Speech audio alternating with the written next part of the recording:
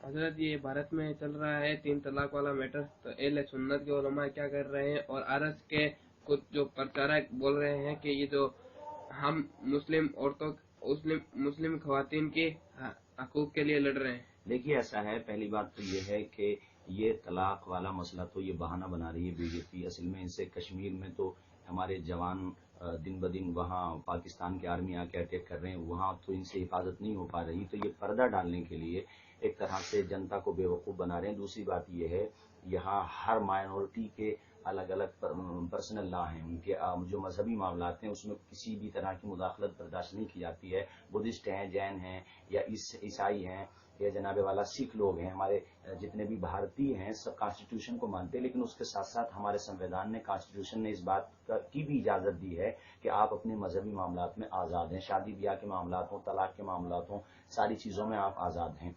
तो इसमें इनका मुदाखलत करना गलत है। और रही आरएसएस के लोगों का ये कहना कि हम मुस्लिम बहनों के लिए लड़ रहे हैं, तो उनसे मैं ये कहूँगा कि ज़किया जाफरी पिछले तकरीबन जनाबे वाला 14 साल से अदालत का दरवाज़ा खटखटा रही हैं, उनके लिए आप इंसाफ के लिए आवाज़ क्यों नहीं उठाते?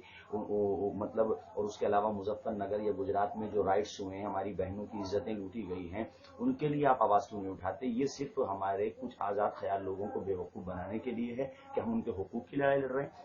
अगर आपको हमारी बहनों से हमदर्दी है, बड़ी अच्छी बात है हमदर्दी है, तो आप पहले ज़किया जाफरी को इंसाफ दिलाइए, आप गुजरात की मजलूम औरतों को इंसाफ दिलाइए, आप मुजफ्फरनगर के दंगे में बिछड़ने वाली हमारी बहनों और उजड़ने वाले मतलब ये कहने का ये है कि जो विधवा हो गई या जो हमारी माएँ जिनकी गोदें उजड़ गईं या जनाबे वाला जिनके भाई मर गए, तो उनके लिए इंसाफ दिलाइए। वो अब तक मतलब उनको इंसाफ नहीं मिल पा रहा है, तो उनकी सपोर्ट कीजिए। ये क्या बात हुई कि आप हमारे दाखिली मसाइल में आकर के हमारी महिलाओं को उचका रहे हैं और वो कह रहे हैं कि 50,000 औरतों ने अर्जी दे रखी है, तो 50,000 औरतों को देखें आप या 25 करोड़ मुसलमानों को देखें, या करोड़ों मुस्लिम हैं अल्हम्दुलिल्लाह, और सब हमारी बहनें उस पर राय दे रही हैं।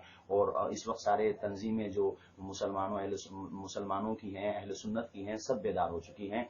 रजा अकेडमी को ले लीजिए या जमात रजा मुस्तफ़ा को लीजिए, मशाइख बरेली को ले लीजिए, सादात महरेरा, सादात पिछोचा मुक़द्दसा, जितने भी हमारे सादात हैं अहले सुन्नत व जमात के, जितने भी मशारिब हैं अल्हम्दुलिल्लाह सब बेदार हो चुके हैं, सब अपनी आवाज़ उठा रहे हैं। हम सुप्रीम कोर्ट में इस पे काबिल वकला के जरिए अपनी बात रखेंगे। और संबल में भी अल्हम्दुलिल्लाह दावत फ़िक्र अमल जो तंजीम है संबल में उलमा अहले सुन्नत की, और उसमें उसके ज़ेर एहतमाम भी एक प्रोग्राम 28 तारीख में है, और आज भी मैंने ये बात कही है जावाबास में।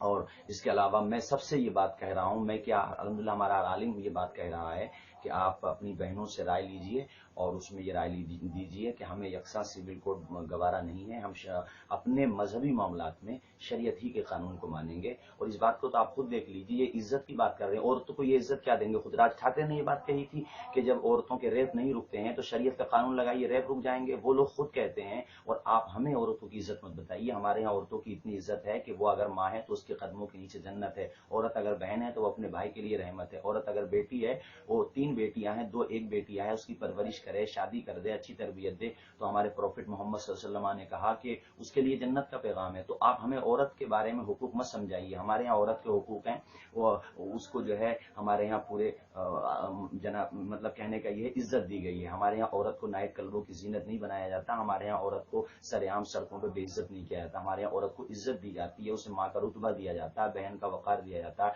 बेटी की शफ़क़त दी जाती है। हमें औरत के हुकूक बताने की जरूरत नहीं है, हमारी महिलाओं से हमदर्दी दिखाने की जरूरत नहीं है। हमारी माओ बहनों की इज्जतों से खेलने वाले आज हमें महिलाओं को हुकूक बताएंगे।